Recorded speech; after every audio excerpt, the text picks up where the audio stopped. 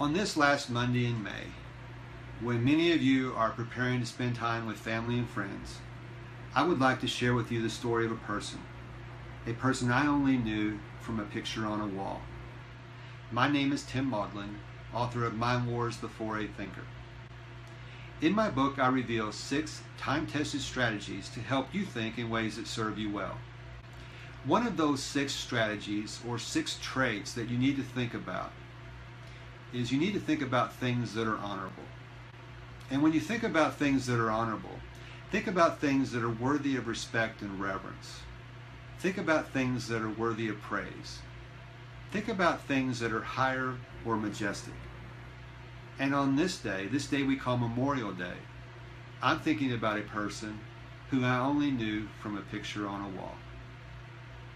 He was called son, he was called grandson, he was called nephew, he was called cousin, he was called brother. But he was never called husband, he was never called daddy, and he was never called grandfather, because he never came home. I hope when I'm finished telling you his story, you might consider calling him hero. When I was a little boy, my Aunt Ruth lived next door to us, and I would go and visit her and sit on her couch and talk. On her wall was this picture. This is a picture of her baby brother Lloyd, my great uncle Lloyd Fisher. As you can tell, he was a handsome man. Those who knew him said he could really sing. He had a promising future ahead of him. And you can also tell he was a soldier, because when his country called, he answered that call and went to fight in World War II. It was during the Battle of the Bulge when the German armored divisions were making their strong push. They had their eyes set on a fuel depot controlled by the Americans. The Americans knew, the Allies knew, that if the Germans gained access to that fuel depot, the battle could get much worse than it already was. And so my Uncle Lloyd, along with a few other soldiers, were given the commands, don't let the Germans gain access to that fuel depot, and do whatever it takes.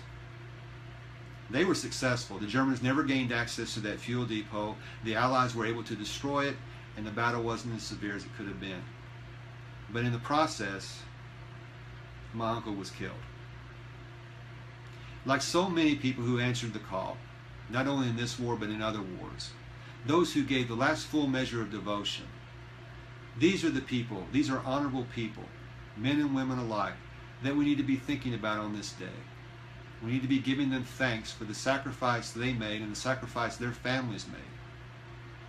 My Uncle Lloyd was one of those individuals.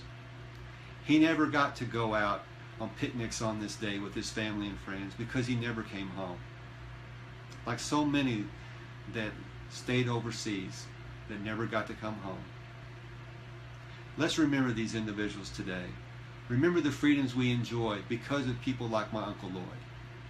He's my hero, and I hope he's your hero too.